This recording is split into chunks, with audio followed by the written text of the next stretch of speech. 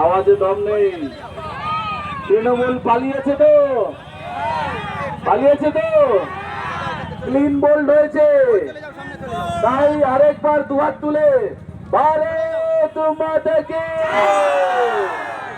জয় শ্রীরাম, জয় জয় শ্রীরাম। বাংলার মানুষ প্রমাণ করে দিয়েছে তারা রামের পক্ষে নাকি বাংলাদেশের পক্ষে।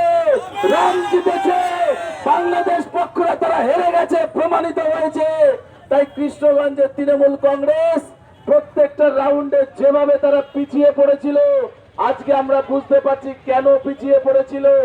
যেভাবে আমাদের এলাকার মা বোনেরা রাস্তায় নেমে আজকে আপনারা আনন্দ উল্লাস করলেন, তাতে করে আমরা পরিষ্কার ভাবে বুঝে গেছি যে মাত্র 1500 টাকা দিয়ে যাদেরকে ভোট কিনতে চাইছিল তারা কোনোভাবেই তৃণমূল কংগ্রেসকে ভোট দেয়নি।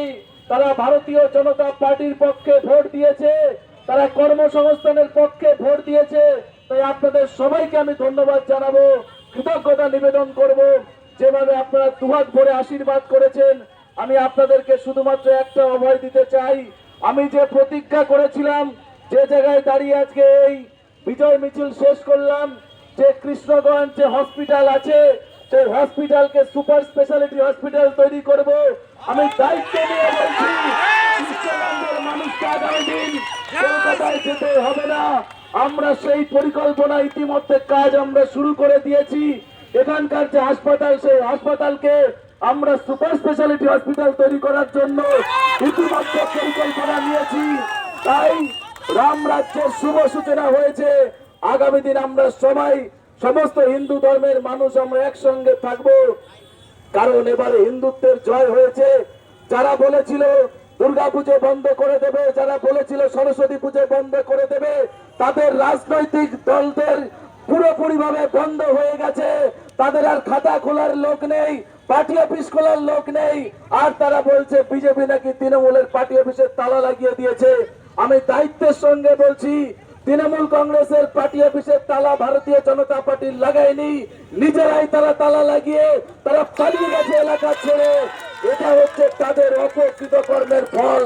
তাই আগামী দিন সবাই সুখে স্বাচ্ছন্দ্যে থাকতে পারবেন, এইটুকু আমি কথা বলে প্রায় 3 ঘন্টা ধরে আপনারা এই গরমকে অতিক্রম করে যেভাবে আমাদের সঙ্গে পায়ে পা মিলিয়েছেন, আমি কৃতজ্ঞ, আমি ধন্য আপনাদের পাশে থাকতে পেরে। আমি কথা দিচ্ছি আগামী 5 বছর আমি কোনো এমএলএ হিসাবে নয়, আপনার পরিবারের একজন সন্তান, একজন ভাই, একজন দাদা হিসেবে আপনাদের পাশে থাকতে চাই। আপনারা সেই সুযোগটা আমাকে দিয়েছেন, এই সুযোগটা আগামী দিন আপনারা দেখবেন আমরা কতটা মানুষের জন্য কাজ করতে পারি। এই কয়েকটা কথা বলে আপনাদের আগামী দিনের সকলের সুস্বাস্থ্য কামনা করি এবং মিছিল শেষে আমরা সবাই একটা ডিসিপ্লিন মেনে, ভারতীয় জনতা পার্টির কৃষ্টি কালচার মেনে আমরা বাড়ির দিকে যাবো, এইটুকু অনুরোধ করলাম। কোনো বিশৃঙ্খলা আমরা করব না, কারণ এর জন্যই মানুষ আমাদেরকে নির্বাচিত করেছে। সবাই ভালো থাকবেন। জয় হিন্দ, বন্দে মাতরম।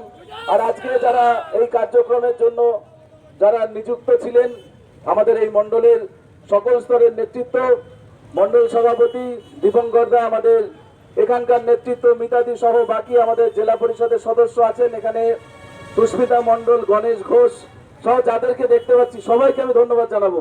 এবং বিশেষ ধন্যবাদ জানাবো যারা প্রথম থেকে শেষ পর্যন্ত পায়ে হেঁটে গলায় গলা মিলিয়ে যারা জয় শ্রীরামের ধ্বনি দিয়েছেন, তাদের জন্য একবার সবাই আমরা হাততালি দিয়ে আমরা এই সভা মঞ্চ থেকে বিদায় দেবো। সবাই একসঙ্গে হাততালি।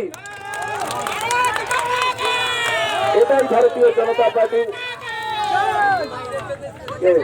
আর হ্যাঁ, আমাদের প্রিন্স, তারপরে বিকন, আদর্শ সহ বাকি আমাদের যারা যুব নেতৃত্ব রয়েছে, তারা প্রচুর খেটেছে গরমের মধ্যে, তাদেরকেও আমি ধন্যবাদ জানাবো। আগামী দিন লড়াইয়ের মঞ্চে আমরা সবাই একসাথে লড়বো।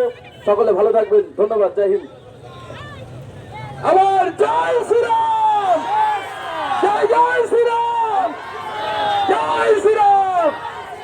আমাদের 14 সাল থেকে যে অভিযান চলছিল, লড়াই চলছিল, তার বিজয় আজকে হলো। এই বিধায়ককে বিজয়ী করে আপনাদের মধ্যে আনতে পেরে। জয় শ্রীরাম।